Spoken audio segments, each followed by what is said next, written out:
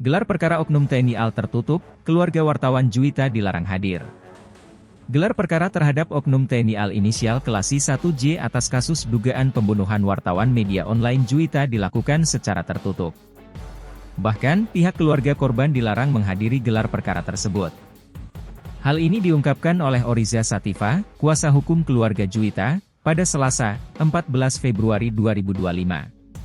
Diketahui, wartawan Juwita ditemukan tewas di tepi jalan di kawasan Gunung Kupang, Kota Banjarbaru, Kalimantan Selatan, Sabtu, 22 Maret 2025.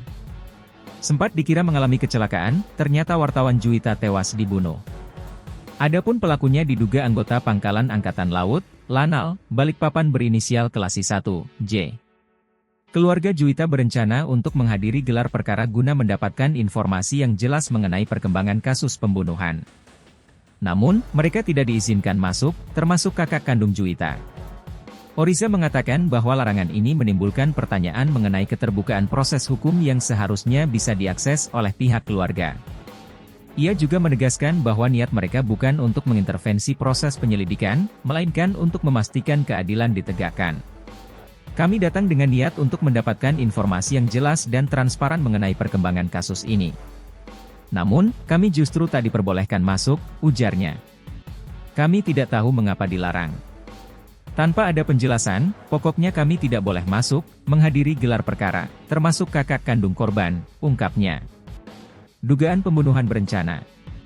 Kasus pembunuhan Juwita semakin menemui titik terang setelah terduga pelaku, seorang anggota TNI AL berinisial J, mengakui perbuatannya.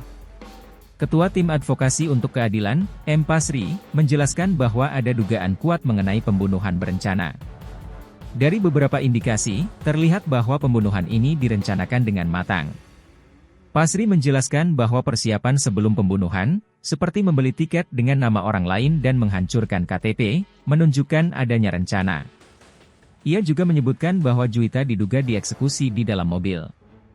Tadi kami sama-sama mendengar, baik dari keluarga dan kami tim kuasa hukum bahwa yang dituduhkan kepada terduga pelaku adalah terkait dengan pembunuhan berencana, ujar Ketua Tim Advokasi untuk Keadilan, AU, M. Pasri kepada awak media. Berencananya dari mau berangkat, beli tiket dengan nama orang lain, KTP dihancur-hancur dan sebagainya, terang Pasri.